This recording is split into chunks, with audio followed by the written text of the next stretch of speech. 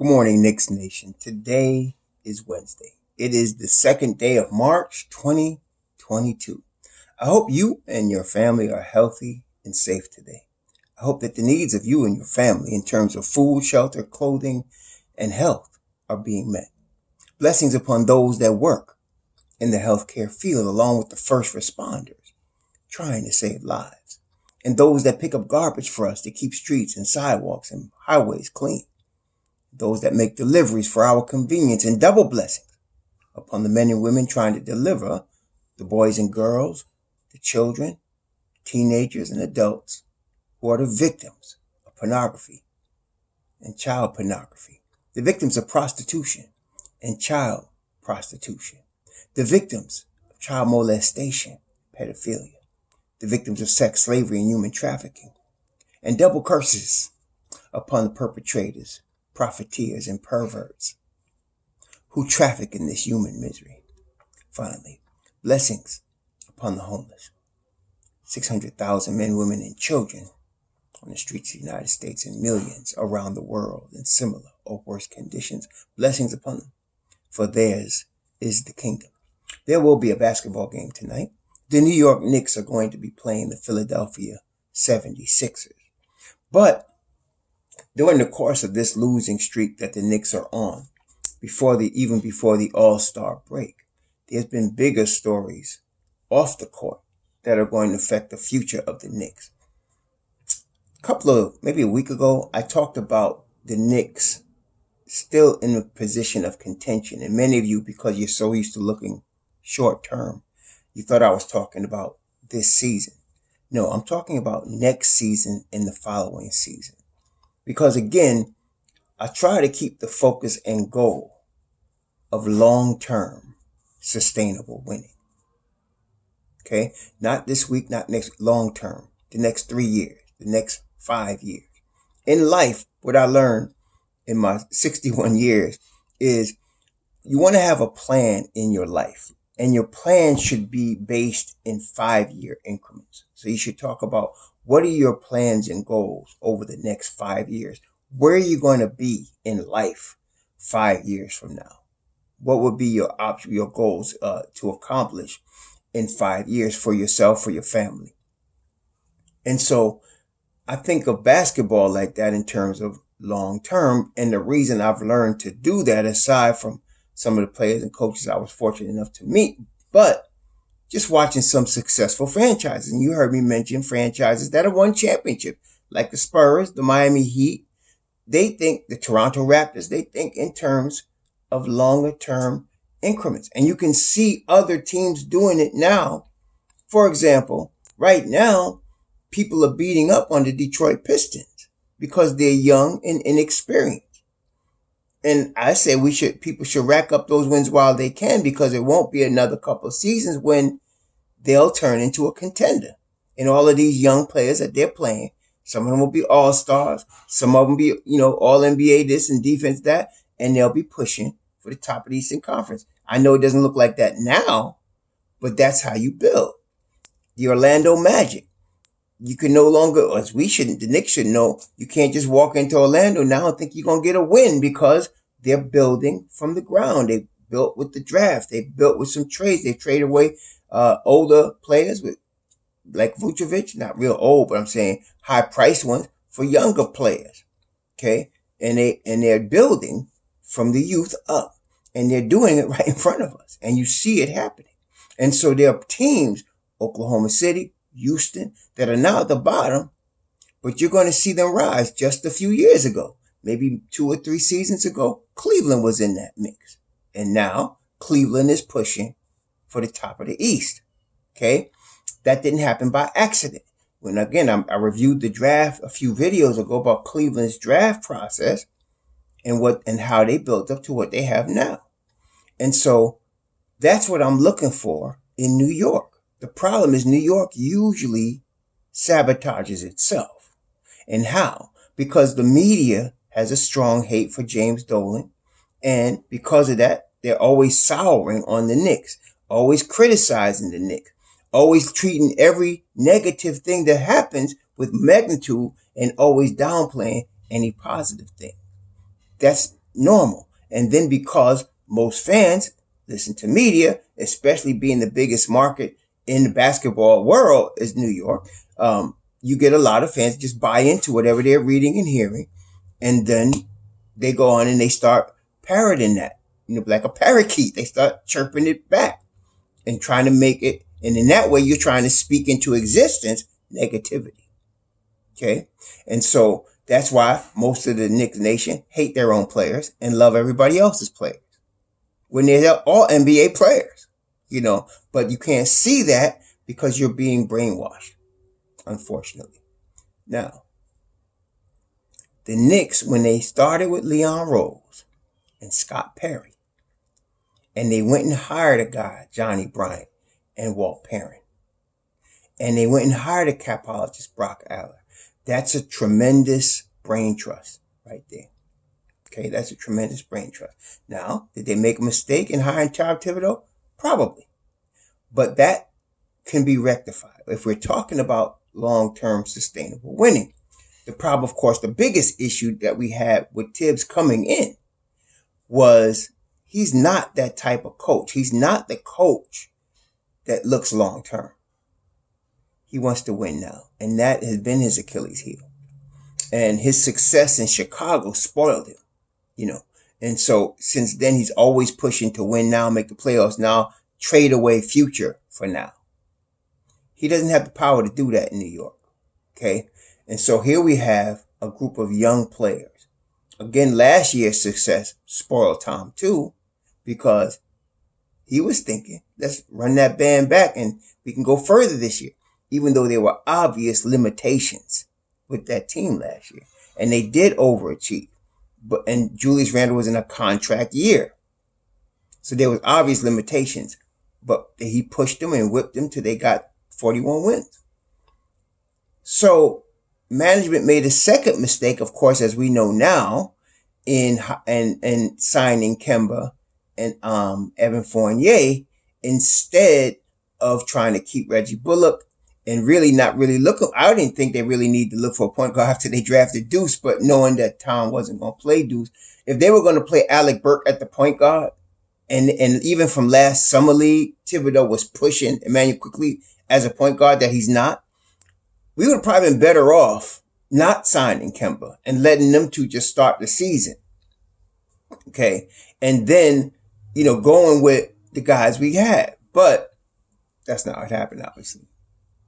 So now, what's different, though, about this regime's Knicks than other regimes' Knicks? People like to point out, there's a term people love to use, same old Knicks, because of anything that goes wrong. That's not correct. If you're looking closely and if you're paying attention and if you're not listening to media brainwashing you, if you got two eyes. The contracts, for example, that Isaiah Thomas handed out when he was 4 and 5 year deals guaranteed. And it hamstrung the Knicks a long time. The contracts that Steve Mills was handing out. Well, he handed out a lot of 1 year deals, except for some people like a Timmy Hardaway, who he gave, I think it was 4 years, $72 million guaranteed. The Don's been doing 2 year deals and 3 year deals that are guaranteed. Okay, that's what he's been doing. So that whatever deal he gives out, like he gave Julius a 4 year, but even that is tradable. And we may see it traded this summer. But aside from him, any deal that we're on will not hamstring us forever. Meantime, we got a stable of young talent. Another difference is that you look at teams like, so for example, OG Anunoby and Pascal Siakam and Chris Boucher in Toronto. Promising players, in Siakam's case, in OG Anunoby's case, world champions. They come out the G League. They were trained in the G League. Okay. Danny Green, who has won championships in Toronto, I think in the Lakers, as well as San Antonio. He also was trained in the G League by San Antonio. Okay. So you have a number of players. Chris Middleton, who's the Robin to Giannis's Batman, spent a lot of time in the early part of his career in the G League. When the Knicks hired David Fizdale, they drafted Kevin Knox. Prior to that, Phil Jackson's last move before he was fired was to draft Frank Ntilikina. When those players weren't playing on the court, they were sitting on the bench. And I mean, sitting and just rotting on the bench. And whereas I mentioned the other teams that put their players in G League to get them reps, our squad didn't do that. And I remember them asking, I remember they asked Fizdale about Kevin. One of the reporters said, what are you going to do with Kevin? His time has been shut, and you should really what if he gets some reps in the G League? And he said, no, he don't need reps in the G League. He should stay here with us. That was dumb. Okay. Then earlier this season, they asked Tibbs, same question.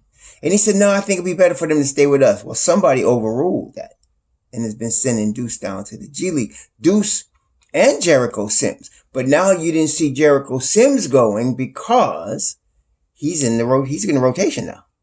Okay, he's in the rotation now.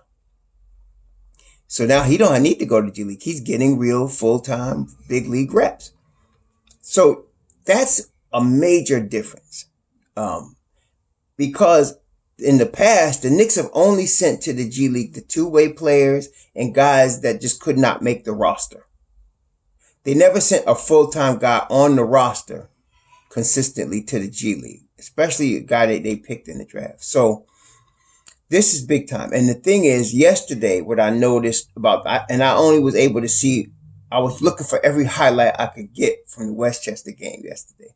When they said they announced they were sending Deuce to Westchester, and see what you have to understand, they sent him to Westchester last night, and they're bringing him back for Philly tonight.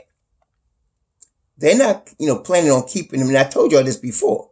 I was expecting Deuce time a couple months ago before Tom broke out the stubborn trip, and then the stubborn turned to stupid, and now the Knicks are still grooming Deuce McBride. In fact, Ian Begley said Tom Thibodeau pushed for McBride, and he's a big McBride fan.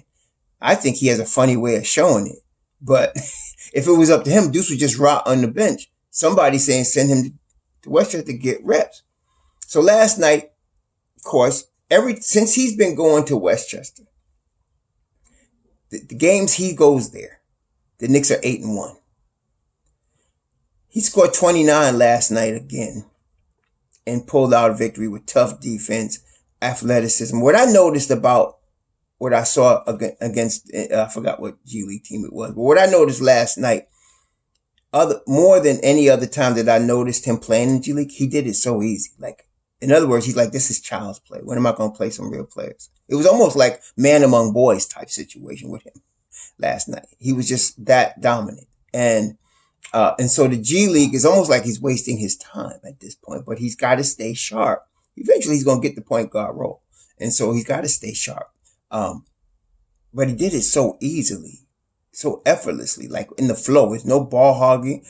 And he really sharpened his skills at making the right play, every time down the floor. I'm real excited. Like, it's, yesterday I was hyped because of this situation with Mitch Rob. And I'm now happy because of the situation with Deuce, because I know he's coming. I told y'all. Now, tonight they play in Philly. This is the thing.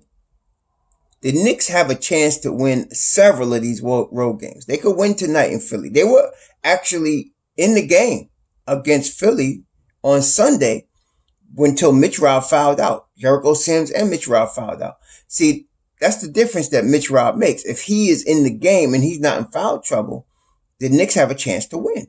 Now, a lot of y'all somebody actually said he gets in foul trouble too much. See, that's the brainwashing narrative. I think last Sunday was the first game of the season that Mitchell Robinson fouled out. I think that was, if it wasn't the first, it went no more than the second. And last season, he didn't foul out at all. See, but people are talking about what happened 2 years ago, or 2 seasons or 3 seasons ago, and bringing it up now. See, that's what I'm saying when I talk about brainwashed negativity. That's what I'm talking about. Okay, that's what I'm talking about. So when he's able to play the full game, and now he's rounded into shape from earlier this season, they have a chance to win. Okay, they have a chance to win. And so, with that being the case, he fouled out, and then Jericho fouled out also because he's, a rookie, and high athletic fives always foul out. That's why y'all was tripping about McBride fouling out in his rookie year and his second year. That's common for athletic fives. That's just the way it is, because the rookie don't get no calls. They get everything against him, even when they don't foul. So that's why Jericho fouled out. And it's not like it's a career habit of fouling out. Some people, again, so short-sighted and impatient, they can't see that that's a development thing with all fives that are big-time defenders and shot blockers. But anyway, if they don't foul out, if they understand, and this is what Tibbs said to the game, if we know that the refs are calling it tight, you got to adjust your game accordingly. And that's true, because the refs are not consistent. Sometimes they call it loose. Sometimes they call it tight. They're not consistent. And he's right. Once you figure out what they're doing, how they're calling the game. And that's what all coaches, if you ask any coach, especially one that hates the refs, that you see like Tom, that's always breaking on the refs, all they're asking for is for them to be consistent. If you're going to call it tight all game. If you're going to call it loose and let them play aggressive, let them do it all game. Don't let them play aggressive all game and call a ticky-tack foul with 2 minutes left in the fourth quarter. Just be consistent. That's what they're asking for. That's what all coaches want. Okay? So Tom assumes they're going to do that, which you should. You can't go crazy unless, with their changes. You got to assume they're going to do that. So whatever they're playing, how they're blowing the whistle, you got to adjust your game accordingly. So they have a chance to win tonight. But of course, the problem is their breakdown at the point of attack. And of course, because we don't have a true point guard offensively, McBride will not be involved with the offense. He hardly will touch the ball. When he does touch the ball, the Knicks can get monster games out of him and have a high percentage chance of winning the game. The problem is, because Emmanuel Quickly is looking for his own shot, and he can do the pretty assist once in a while, and so could Burks. That don't mean you're a point guard. I mean, you and I could get on the court and do a pretty assist once in a while. That don't mean we're point guard. You understand? It's got to be a consistent finding of open men, so that, for example, a real point guard like a Kyle Lowry, if a guy is open, he's getting the ball. Okay? Period. And guys like Lowry are so good at it that teams on defense know if a guy is slightly open on a back door, if he's slightly open ahead of the pack, that guy's going to get the ball. So we got to be on our P's and Q's, because if Lowry has the ball, he's going to find him. That's a point guard. Lonzo Ball does the same thing. But Emmanuel Quickly doesn't do that. Neither does Burks. We're just happy, I guess, Tom, is that they can handle the ball on top of the key. But that's not point guard. Okay? So Deuce is point guard. But we don't have Deuce yet. 2 more games. This one here, if they lose this one here, 1 more game. And this is a winnable game. Like I said, they don't have to lose this game. And the Phoenix game is winnable. CP3 is out. I think he had surgery on his thumb or something. He's out. And Cameron Payne is out. So they really, who they point guard? They got, as their point guard, Alfred Payton. Okay. So we have a chance to beat Philly and Phoenix. But more than likely, we won't. And the reason we won't, you guys already know. It's insanity. Because you're doing the same thing and you're expecting a different result. That's why you're going to lose. And you're insisting on putting 2 shooting guards as your point guard. Some of you get real crazy where you're talking about RJ as a point guard because he can handle the ball. There are guys that can handle the ball and play point forward, yes. That is completely different than a point guard. A point guard's responsibility is to think the game. To think the game and move the basketball and get people in position to score offensively and to stop the point of attack and defend the paint from the top defensively. Okay, to funnel guys into traps defensively. That's what you want to do as your point guard. Okay, think the game. You know how many fouls each person has. You know how many team fouls you got. You know who's in foul trouble and who you got to attack. That you got to think the game constantly as a point guard. You don't have to do that from the other positions. That's the point guard's responsibility. You understand? And so the good ones know all that. Your CP3s, your Kyle Lowrys, your Fred VanVleets. Okay, they think they're getting your James Hardens. You know, they know what they're doing. Your Kyrie Irvings. Those are point guards. All right. And so, and of course, we know Harden is tough because not only point guard, but dude is big as a house. Right. So he's strong, skilled, and smart. So now, you know, you got Maxey, him, and Embiid with their crew. They got some tremendous defenders in Tybal. They're really good, man. So this is going to be tough. But like I said, you're doing the same thing and expecting a different result. And that's going to be the Achilles heel. That's going to cause Knicks to continue to lose. But Deuce time is coming. And I know it is. It's just a matter of time. Okay. They're going to lose tonight. They'll probably lose Friday. They don't have to now. But coming with the same crew, doing the same thing and expecting a different result, it's not going to work, man. It's not going to work. So we'll see, though. I mean, of course, we're going to be rooting for our squad. Right? We're going to be rooting for our squad. Even with all of that frustration.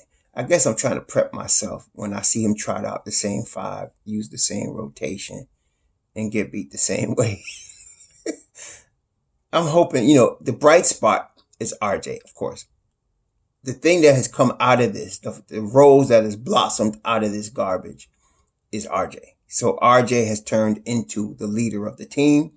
He's already mentally built for that.